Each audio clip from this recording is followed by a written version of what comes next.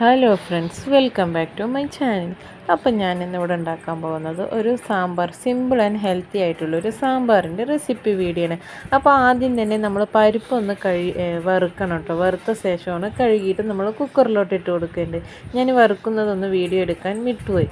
നമ്മുടെ പരിപ്പൊക്കെ വറുത്തതാ കഴുകി നമ്മൾ കുക്കറിലോട്ട് ഇട്ടിട്ടുണ്ട്. പിന്നെ ഒരു 3-4 അല്ലി വെളുത്തുള്ളി, ഒരു 1/2 ടീസ്പൂൺ മഞ്ഞൾപ്പൊടി കൂടി ചേർത്ത് കുറച്ച് വെള്ളം ഒഴിക്കാൻ പാടുള്ളൂ കേട്ടോ. ഒരുപാട് പരിപ്പിൽ വെള്ളം അങ്ങോട്ട് ഒഴിച്ചു കൊടുത്താൽ നമ്മളുടെ വിസിൽ വരുന്ന സമയത്ത് പരിപ്പ് തൂവിപ്പോകുന്നതാണ്.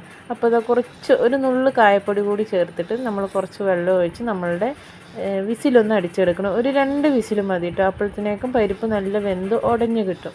ഞാൻ സാധാരണ പരിപ്പ് വറുത്തിട്ടാണ് കഴുകി കുക്കറിലിട്ടിട്ട് നമ്മൾ ഈ സാമ്പാർ കറിക്ക് ഉപയോഗിക്കാറ്. നല്ല ടേസ്റ്റാണ് കേട്ടോ. ഒരു പ്രാവശ്യം ട്രൈ ചെയ്ത് നോക്കുക. അപ്പോൾ തന്നെ നമ്മളുടെ പരിപ്പൊക്കെ വെന്തുടഞ്ഞ് വന്നിട്ടുണ്ട്. അപ്പോൾ ഞാനിതവിടെ എരിവിന് ആവശ്യമായ ഒരു 4-5 പച്ചമുളക് ഇട്ട് കൊടുക്കുന്നുണ്ട് കേട്ടോ. ഇത് വലിയ എരിവില്ലാത്ത മുളകാണ്. അപ്പോൾ ഞാനൊരു 5 പച്ചമുളക് ഇട്ട് കൊടുത്തിട്ടുണ്ട്. പിന്നെ കൂടെ ഒരു പിടി ചെറിയുള്ളി, ഒരു പിടിയോ 2 പിടിയോ ചെറിയുള്ളിയൊക്കെ ഇടാം. പിന്നെ അത് ഒരു അരമുറി സവാള, പിന്നെ നമ്മുടെ കഷ്ണങ്ങളായ ഞാൻ വഴുതനങ്ങ, കുമ്പളങ്ങ, കത്തിരിക്കായാണ് കേട്ടോ. ഇന്ന് എൻ്റെ അടുത്ത് പച്ചക്കറി കുറവാണ്. നമ്മുടെ കഷ്ണങ്ങളൊക്കെ ഇട്ട് കൊടുത്ത് നന്നായി ഒന്ന് ഇളക്കി കൊടുക്കണം കേട്ടോ. ചെറിയുള്ളി എത്രത്തോളം നമ്മൾ ഇട്ടോ അത്രയും നല്ല ടേസ്റ്റി ആയിരിക്കും കേട്ടോ കറിക്ക്. അങ്ങനെ നമ്മുടെ കഷ്ണങ്ങളൊക്കെ വെന്ത് വന്ന ശേഷം ഞാനൊരു 3 ടീസ്പൂൺ സാമ്പാർ പൗഡർ ഇട്ടിട്ടുണ്ട് കേട്ടോ. ഇത് കിച്ചൺ ട്രഷേഴ്സിൻ്റെ സാമ്പാർ പൗഡറാണ്. സാമ്പാർ പൊടി ഇട്ട ശേഷം നമ്മൾ വെണ്ടയ്ക്ക് വഴറ്റി വെച്ചതും കൂടി ചേർത്ത് ഒരു മീഡിയം സൈസ് വലുപ്പത്തിലുള്ള തക്കാളി കൂടി ഇട്ട് കൊടുത്ത് നന്നായി ഒന്ന് ഇളക്കി കൊടുക്കണം കേട്ടോ. നന്നായി ഒന്ന് ഇളക്കാൻ പറഞ്ഞാൽ കുഴച്ച് മറിക്കരുത്. കാരണം ഓൾറെഡി നമ്മുടെ പച്ചക്കറികളൊക്കെ വെന്ത കാരണം ജസ്റ്റ് ഒന്ന് നന്നായി ഒന്ന് എല്ലാ ഭാഗത്തും കഷ്ണങ്ങളൊന്ന് മിക്സ് ചെയ്തെടുക്കണം കേട്ടോ.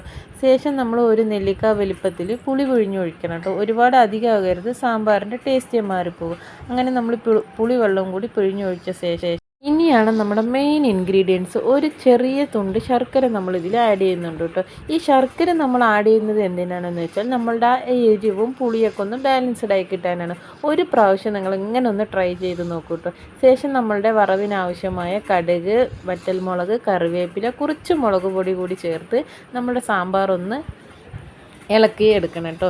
നമ്മൾ ഇതിൻ്റെ കൂടെ കുറച്ച് ഉലുവാപ്പൊടി കൂടി ചേർക്കുന്നുണ്ട്. അപ്പോൾ വീഡിയോ ഇഷ്ടപ്പെട്ടാൽ ചാനലൊന്ന് സപ്പോർട്ട് ചെയ്യും.